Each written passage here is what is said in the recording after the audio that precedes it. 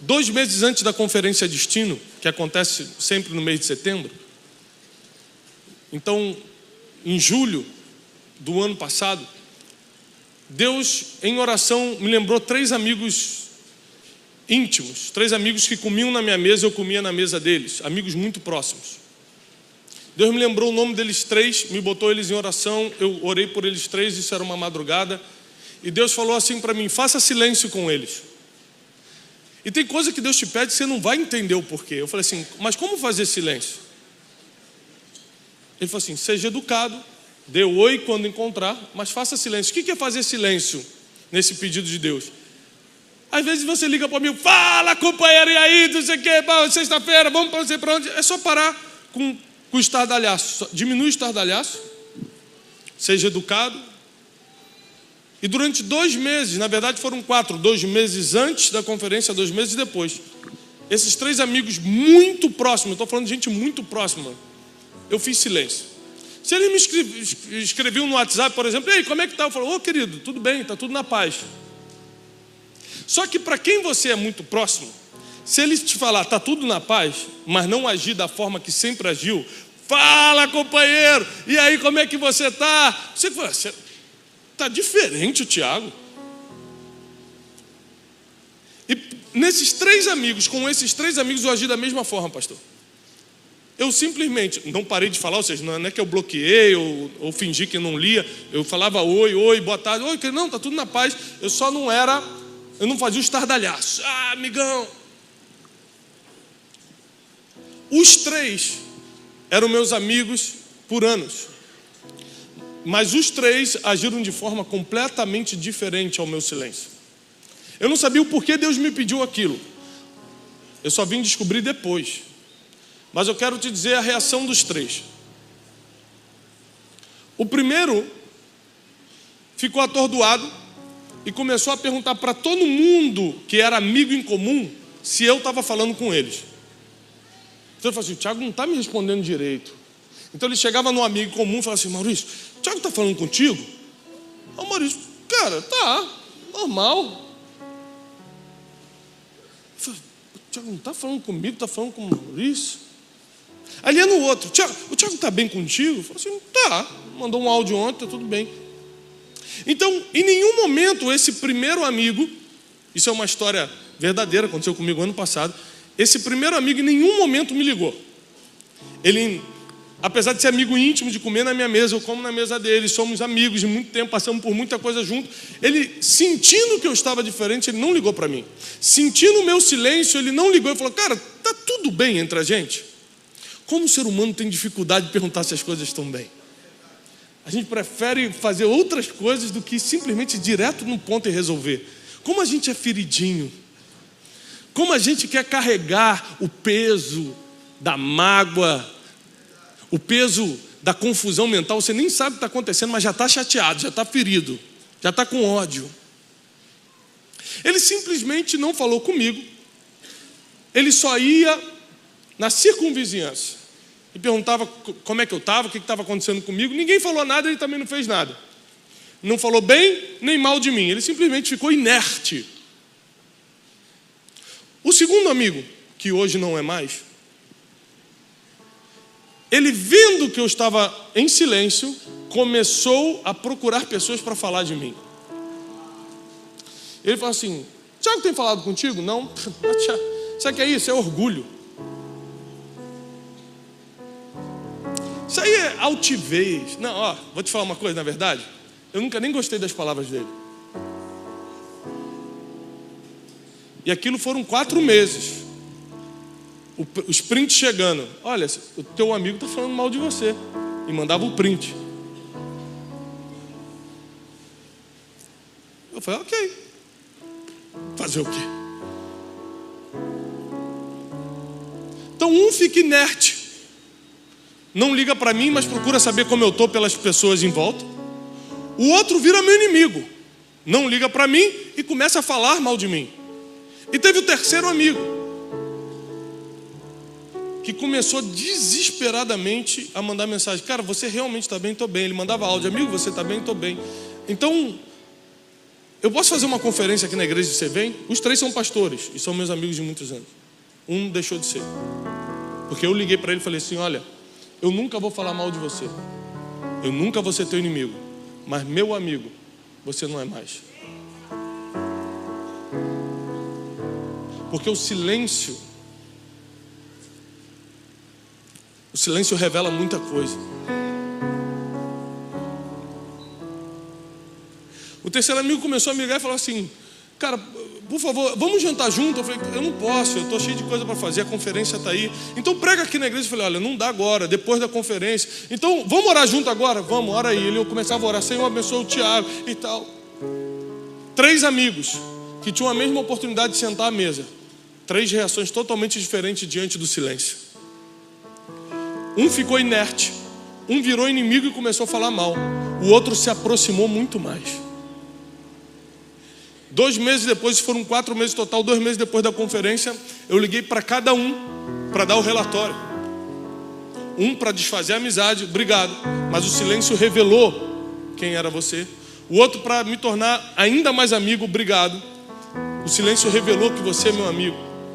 E o outro para falar: olha, você tem coisas para consertar, mas vamos continuar amigos. Você ficou inerte em cima do muro. Você podia ter me ligado. Porque tem gente que precisa só de uma instrução para melhorar. Tem gente que não dá para continuar junto.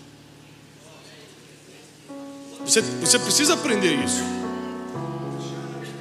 E eu falei assim: Deus, eu perdi um amigo por causa desse silêncio. E Deus falou: não, ele nunca foi teu amigo. E eu falei assim: por que tu me pediste isso, Senhor? Deus falou assim: para você entender como eu conheço as pessoas quando paro de falar com elas. Quando Deus para de falar com alguns filhos, Ele começa a entender para onde eles correm quando Ele fica em silêncio.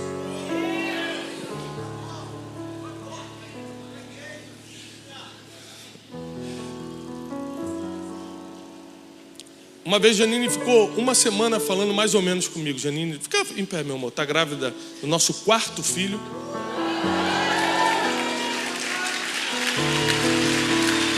É muita coisa, jovem. Enquanto vocês estão aí passeando na praia, eu estou trabalhando, irmão. O irmão perguntou: pastor, mas como é que pode? 4 filhos, só viaja todo dia. Eu falei: e as conexões longas em Guarulhos? Quase 4 horas de espera de avião. Sempre, né? Eu vou segurar uma que vem aqui para você, mas Deus não deixou. Aquelas conexões de 10 minutos em Congonha. Escute. Estamos indo para o 4º filho. E a Janine é o seguinte: a Janine é muito sensível, muito perceptível, como a maioria das mulheres, né? A mulher tem esse negócio do 6º sentido. Ela percebe. Se você entrar em casa, ela nem te viu, pelo jeito que você veio andando, ela: o que aconteceu? Que isso, Senhor Jesus, Maria José? Como é que pode essa mulher?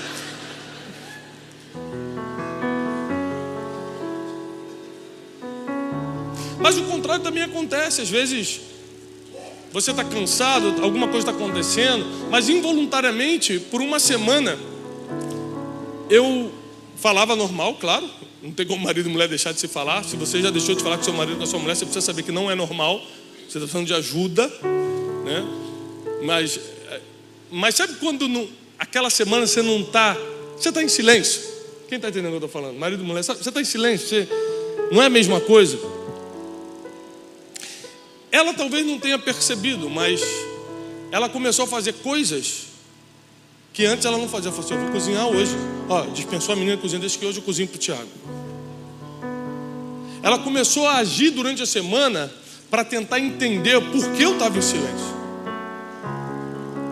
Porque a primeira coisa que o silêncio mexe com o ser humano é na autoanálise.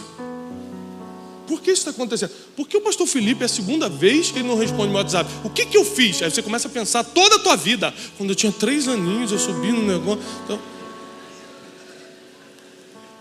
O silêncio faz você se autoanalisar. Anote isso, por favor.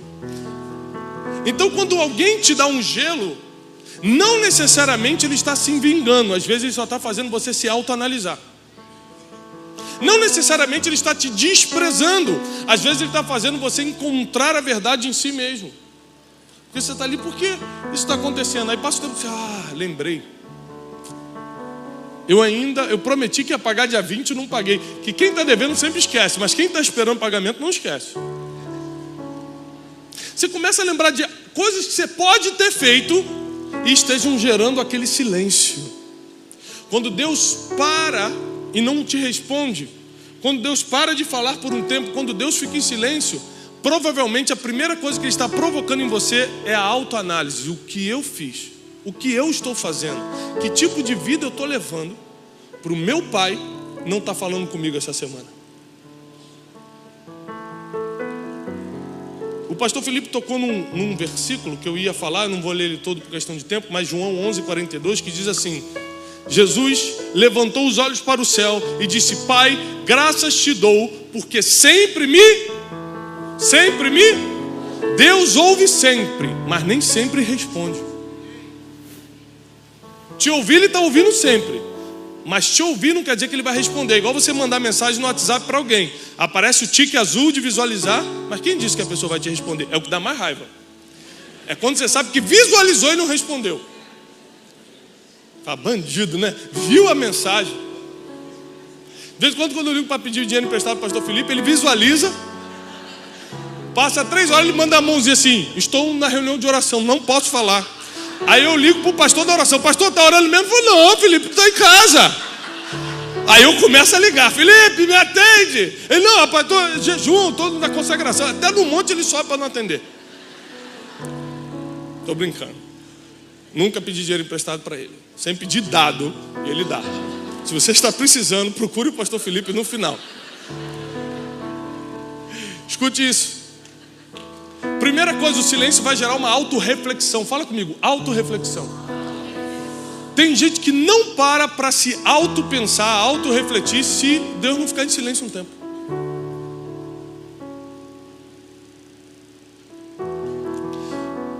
E eu, porque estou todo dia no altar, porque Deus tem me confiado projetos muito grandes, eu preciso que Deus fale comigo.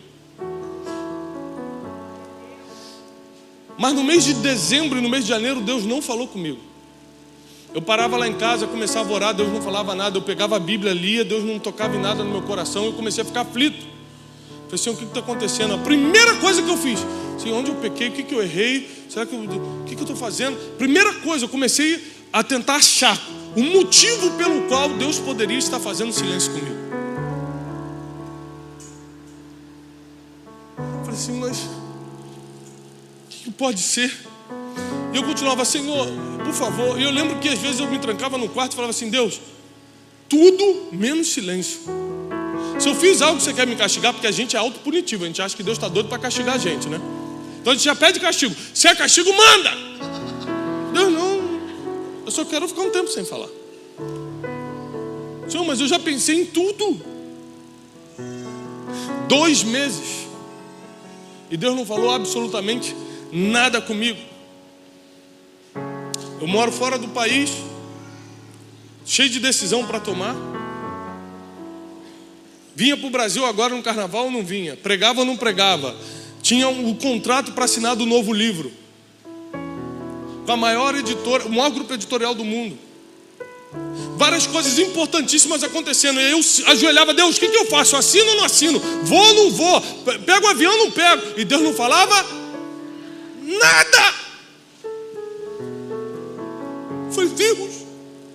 Eu comecei a ficar desesperado e comecei a: Deus, por favor, não me abandone. Deus, não sei o que está acontecendo, mas fala comigo, me dá só um sinal, Senhor. Se aquela nuvem mudar de lugar, você começa a ficar místico. Se aquela nuvem mudar de lugar, eu vou entender que você está me ouvindo. Manda só um sinalzinho, um dedinho movendo. E Deus não falou nada. 2 meses. O desespero estava absurdo. Já falei: Senhor, eu preciso da tua voz. E eu comecei a ler mais, eu comecei a me trancar mais no quarto. Eu comecei: Deus, fala comigo, Senhor, o que está acontecendo? Irmão, comecei a escutar pregação no YouTube, coisa que eu não fazia. Só do pastor Felipe Valadão eu assisti umas 10 mensagens. Foi aí que eu percebi que ele copiava as minhas, eu nunca tinha percebido.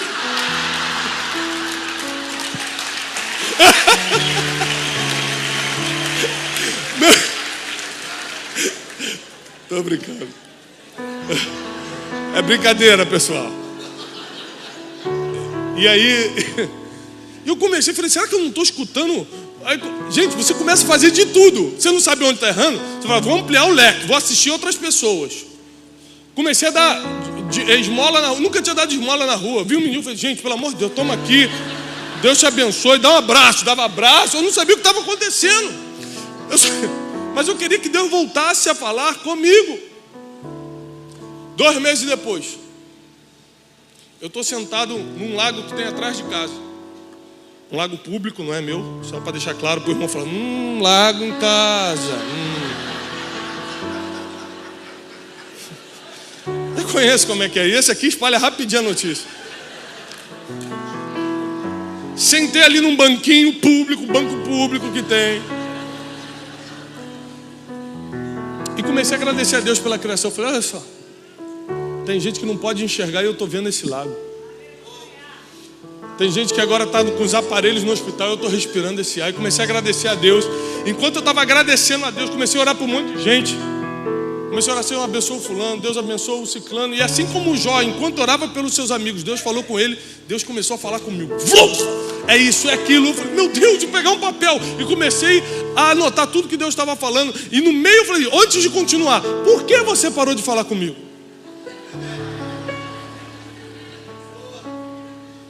E Deus falou assim, eu só queria saber para onde você ia correr nesse período.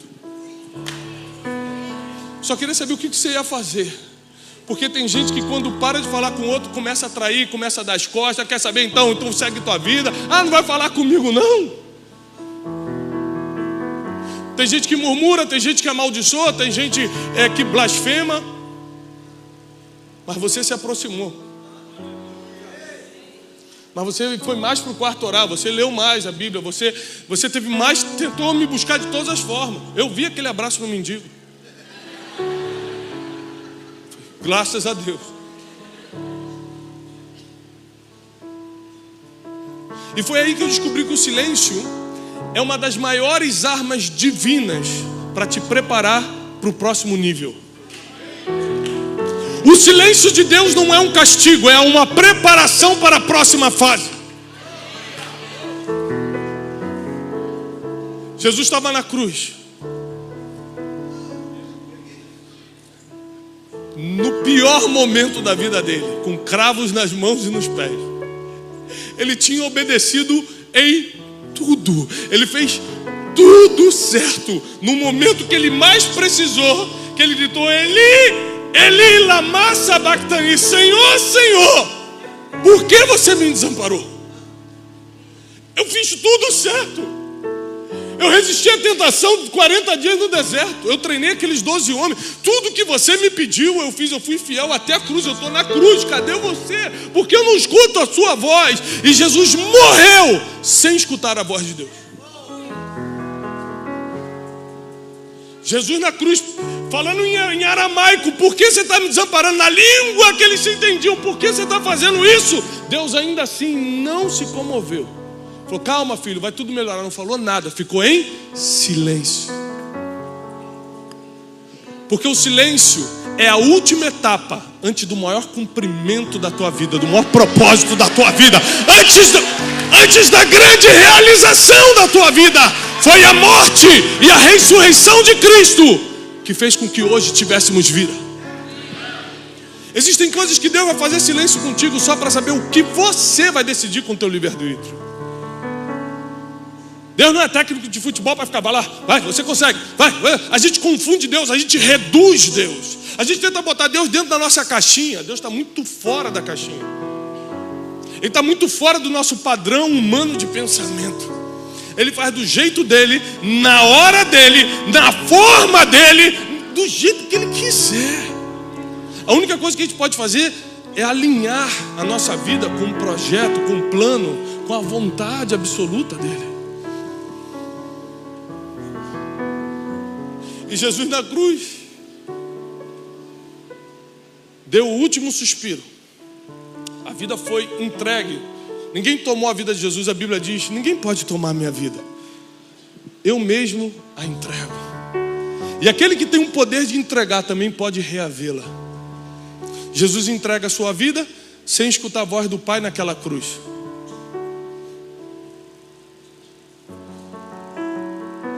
E ele vai cumprir o seu maior propósito, morrer e ressuscitar pela humanidade, por cada um de vocês. Mas na pior fase, ele fez isso sem tapinha nas costas, sem vai que eu estou contigo, você aguenta meu filho, calma só mais um pouquinho. Foi no silêncio, foi para ver para onde ele ia correr, foi para ver quem estava a dependência, quem estava a esperança. Tem gente que se Deus ficar sem te dar um sinal, um mês você já quer saber, eu vou mudar de emprego, eu vou mudar de igreja. Aí você fica igual um peru tonto, de um lado para o outro, não sabe para onde vai, porque não tem direção, não sabe quem é, não tem propósito e pior, não confia no Deus que você serve aqui aos domingos.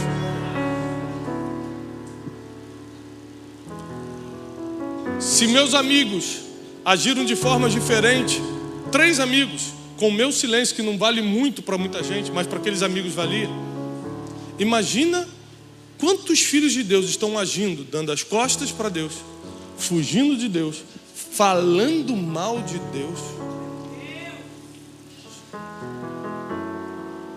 A um passo de viver a promessa, falta um passo para ele cumprir o propósito dele na terra.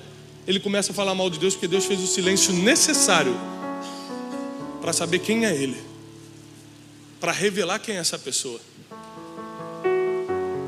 Abraão caminhou 3 dias com Isaac de mãos dadas, indo para o Moriá, com uma palavra de matar o seu próprio filho, o único filho.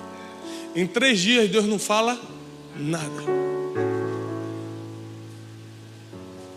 Senhor, o que está acontecendo? É claro, é possível, Senhor. Eu orei por esse menino, Sara pediu por esse menino. Senhor, esse menino é uma promessa, como é que você vai deixar? E o menino ficava assim: pai, o que está acontecendo? Que isso é o pior. Eu vi uma entrevista ontem que esmigalhou meu coração, um incêndio que teve em Belém, e o pai perdeu o filhinho de 2 anos e pouco, quase 3 aninhos, no incêndio. E ele chorava muito na entrevista. Ele falou assim: é muita dor, né? Ele falou: a dor não é perder meu filho, a dor é saber que ele morreu gritando meu nome, pedindo minha ajuda, e eu não estava lá. Naquele momento eu tenho 3 filhos, estou indo para o quarto, eu comecei a chorar. Eu falei: meu Deus, você tem misericórdia. O pai não aguenta escutar um filho pedindo misericórdia. Pai, me ajuda. Pai, me salva. Pai, não deixa eu morrer. O pai não sabe lidar com isso. E Abraão teve que suportar as perguntas de Isaac e o silêncio de Deus ao mesmo tempo. Eu estou te falando isso porque muitos de vocês estão nesse silêncio hoje, sem saber que falta muito pouco para a promessa. Você está a um passo da realização do teu propósito, daquilo que Deus colocou na sua mão para fazer. Nesse período de silêncio Ele quer só saber para onde você vai correr agora. Eu não estou falando contigo para onde você vai correr. Você vai ser um daqueles que se tranca no quarto e fica ainda mais íntimo, ou vai ser um daqueles que dá a costa de Deus e vai falar: Deus não existe mesmo, não. Eu estou escrevendo um livro que justamente fala sobre isso. As pessoas, quando se decepcionam, nem serviam a Deus, nem serviam, mas acontece alguma tragédia na vida delas, Deus não existe. Você nem me servia, eu nunca existi na sua vida. Uma vez eu fui fazer um enterro de um jovem, e a mãe começou, quando eu entrei, eu era pastor recém-ordenado, tinha uns 25 anos. Hoje eu tenho 27, foi 2 anos atrás. Não entendi a risada dos irmãos, né? Deixa eu ajeitar aqui meus pelos brancos. E aí eu entrei no enterro, a mãe dele começou a me bater e falou assim: por que Deus matou meu filho? Era uma família que nunca tinha ido à igreja, era uma família de origem espírita. Pediram para a gente ir lá fazer uma oração pela família. Eu era muito novo, eu não tinha coragem de falar certas coisas, mas hoje eu falaria assim: mas Deus nunca foi procurado pela senhora. Agora a culpa é dele? A gente só quer botar o Deus num lugar de destaque, e às vezes negativo na nossa vida, quando algo está mal. Fala assim: a culpa é dele. Deus me abandonou. Deus não gosta de mim. Deus não existe. E na verdade a gente não sabe lidar com processos normais da vida. Esses dias uma pessoa me pergunta assim: pastor, por que Deus permite crianças morrerem como essa que morreu no incêndio? Eu falei assim: peraí, deixa eu entender uma coisa. Deus é um Deus natural ou sobrenatural? A morte é algo natural ou sobrenatural? Natural, todo mundo vai morrer. Então o que o Deus do sobrenatural tem a ver com coisas naturais?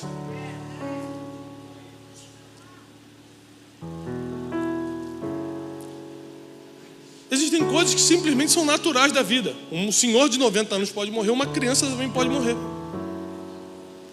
Todo mundo aqui está debaixo do mesmo risco. A Bíblia diz que sol nasce sobre justos e injustos. A chuva também cai sobre os justos e injustos.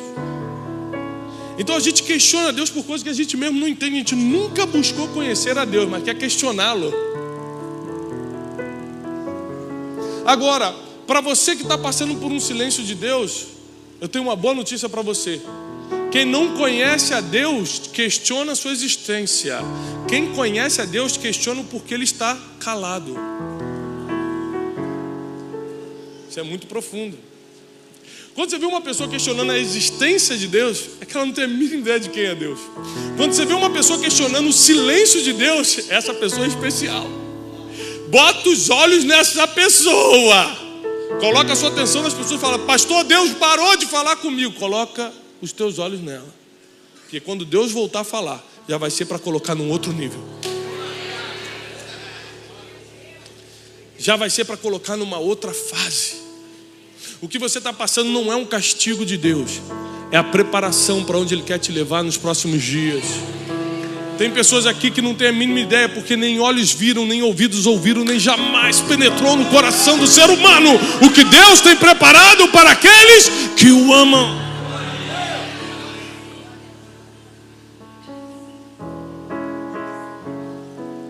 Aquela música que foi cantada aqui da Cassiane que fala: quando ele fica em silêncio é porque ele está trabalhando.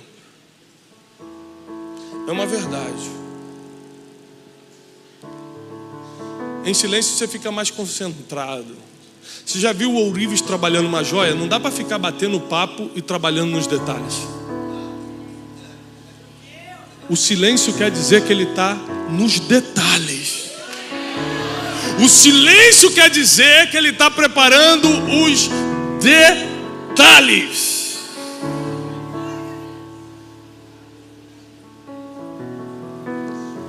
E provavelmente, realmente, não vai ser do jeito que você queria, vai ser do jeito dele. Mas o jeito dele, a vontade dele é boa, perfeita e agradável. Se a sua vida ainda não está boa, perfeita e agradável, ainda não está, porque você ainda não está no centro da vontade de Deus. Porque a vontade dele é boa, perfeita e agradável. Perfeito não é ter o que o outro tem. Perfeito é estar contente com o que ele te deu.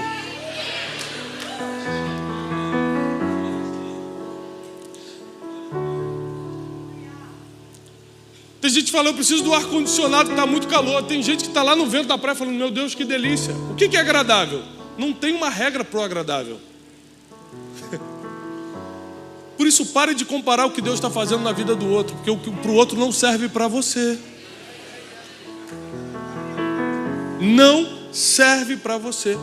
A vontade dele para você é boa, perfeita e agradável. Por último, eu encerro aqui. O silêncio revela o seu nível emocional.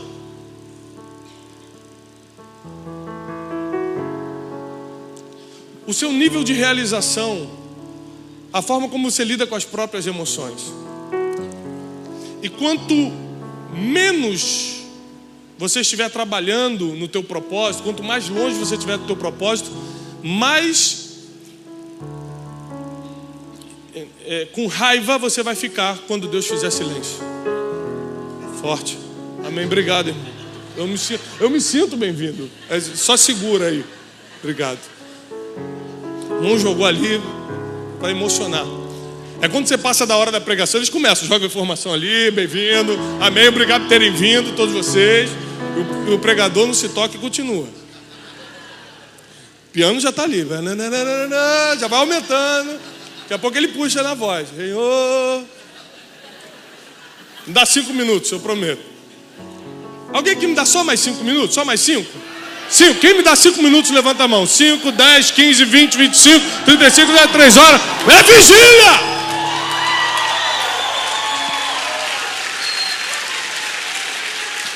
Amém.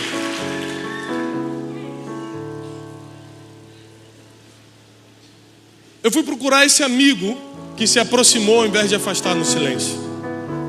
Eu queria te fazer uma pergunta. Isso foi recentemente agora, duas semanas atrás, né? Ele foi lá em casa. Eu falei, posso fazer uma pergunta? Ele pode. Porque nos 4 meses, a gente é amigo íntimo, nos 4 meses que eu fiz silêncio contigo, você se aproximou. Foi o primeiro que eu te amo muito.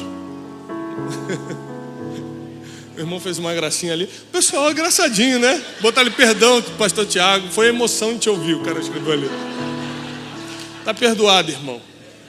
No final, vamos conversar ali, por favor, na salinha. Equipe de libertação me acompanhe no final. Com certeza você não está sozinho, não. Isso aí está acompanhado. Isso aí é aquele que é só com jejum e oração. A casta é só com jejum e oração. E ele falou, primeiro que eu te amo. Eu não ia conseguir lidar com essa ausência a troco de nada. Se Deus tivesse me falado para me afastar, é uma coisa. Agora, a troco de nada eu perder um amigo, não dá. A amizade hoje é coisa difícil, gente. Eu tenho poucos amigos. Felipe é um deles. Então, eu fico pensando como era aquela geração de pastores que um competia com o outro, ou não gostava do outro, ou não falava com o outro, ou ficava com medo de revelar o seu ponto fraco que o outro podia expor, porque na minha geração a gente se liga para chorar junto, para falar, cara, ora por mim que hoje eu estou mal. Na minha geração, um tenta apoiar o outro, a gente se liga, são poucos, não são muitos, mas sem amigo não dá para viver bem. Precisa de gente para estar orando pela gente para estar conversando, gente para estar no dia ruim, falou, cara, hoje eu estou mal. Recentemente eu orei por um dos nossos amigos em comum e falou, cara, eu estou mal, eu tenho que pegar um avião agora, eu acho que é ataque de pânico, porque eu estou aqui todo tremendo, me deu uma sensação de morte. Eu orei por ele, fui conversando com ele até ele entrar no avião, cheio de coisa para fazer, irmão. Carregando as coisas, meu irmão, olha, Deus vai te abençoar. Entra nesse avião, não fica com medo, não. O que a gente faz sem amigo? Não dá para perder uma amizade no mundo de hoje.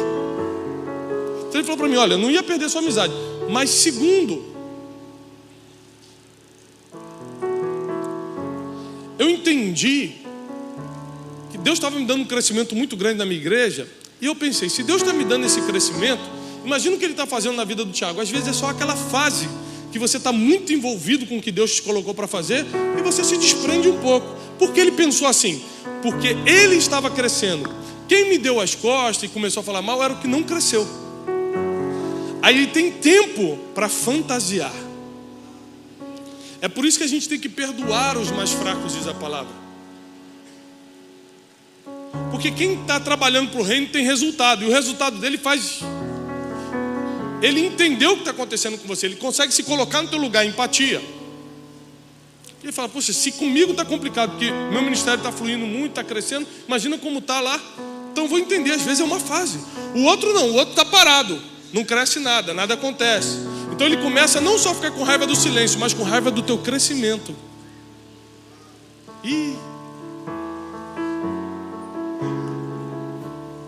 E é aqui no silêncio que você revela o nível da tua inteligência emocional, o nível das tuas emoções. Quando a Bíblia usa a palavra coração como sede das emoções, são mais de 928 vezes que a Bíblia menciona a palavra coração como sede das emoções. Está tratando de mente hoje, a gente sabe que é mente, que o músculo, o coração não tem sentimento algum. A Bíblia está falando justamente da tua vida emocional, da tua inteligência emocional. A Bíblia fala, por exemplo, sobre todas as coisas que se deve guardar, guarda o teu... Não está falando do músculo do coração, ou seja, não é para você tomar ômega 3 para ficar com o coração bom. Está falando das tuas emoções. Sobre todas as coisas que você deve guardar, guarda as tuas emoções. E quando você revela o nível da tua vida emocional, quando alguém faz silêncio, você pode interpretar como desprezo, ou você pode interpretar como ele está trabalhando muito.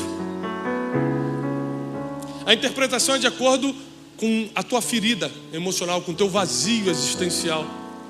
A interpretação de acordo com os teus filtros mentais, que já não entendem mais nada e absorvem a vida dos outros como se fosse a tua. A tua está ruim, você acha que dos outros está ruim. Você julga todo mundo, você acha que ele está te julgando também. Você seria capaz de pegar algo que não é teu, então você acha que alguém pegou algo também. Porque você sempre supõe dos outros o que você teria coragem de fazer.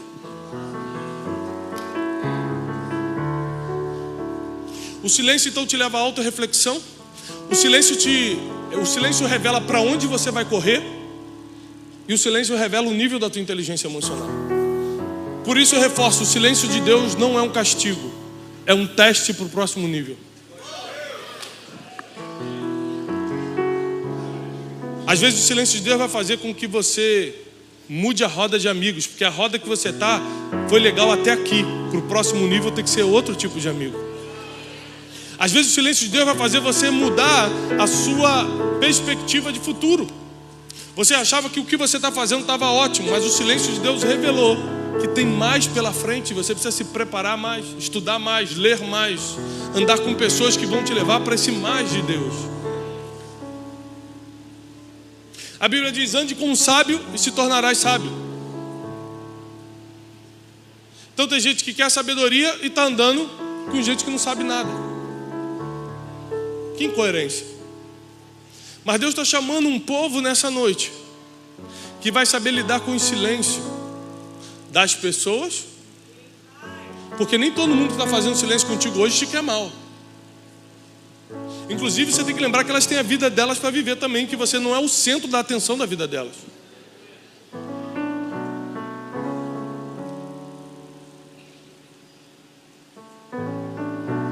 A gente tem um grupo de amigos íntimos, um grupo de WhatsApp, e às vezes tem aquele que participa mais, tem aquele que participa mais ou menos, tem aquele que nunca participa, que só manda uma mãozinha assim, orando. Então o Felipe, assim, 3 horas da manhã, normalmente está mandando áudio. 3 horas da manhã. Né? Eu falei, gente, o que está acontecendo com esse homem? 7 horas ele manda o primeiro. Eu falei, gente, dormiu 4 horas só. Mandou um de 3, mandou um de 7. Então, se o Felipe, por exemplo, ficar um dia sem falar, tem algo de errado, você tem que ir nele. O que está acontecendo? Tem gente que fala menos, e você já sabe que é normal ele ficar 2 dias sem falar, 3 dias sem falar no grupo. Mas nós também temos que supor que se um dia o Felipe, que adora falar, não falar no grupo, não quer dizer que ele está mal comigo ou com alguém do grupo. Pode ser que ele esteja muito envolvido na obra aqui da igreja. Então não crie fantasias por causa das tuas doenças emocionais. Não fantasie coisas, não ganhe inimigos que não existem.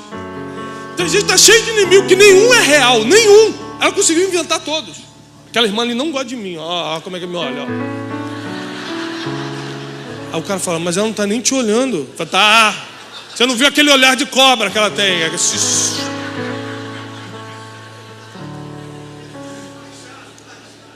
entendendo? O silêncio de Deus revela, ou te leva para uma autoanálise, revela para onde você vai correr e qual é o seu nível de inteligência emocional. Ou seja, como está o seu coração. Falando na linguagem bíblica, como está o seu coração. Na linguagem científica, como anda o seu nível de inteligência emocional. Mesma coisa. E Deus te trouxe até aqui porque Ele quer alinhar essas 3 coisas. Ele sabe para onde você vai correr, senão você não estaria aqui hoje. A segunda você já deu a resposta para ele. Na segunda pergunta você já deu a resposta. Para onde você corre? Para a casa de Deus aqui, ó. Onde que eu estou? Pleno carnaval.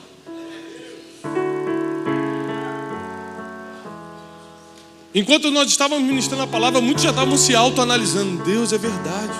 E aquela coisa, isso, a autoanálise. E terceiro agora, o nível do seu coração. Como anda seu coração, como está a tua inteligência emocional. Nessas 3 coisas Deus vai trabalhar para te passar para o próximo nível. Lembre-se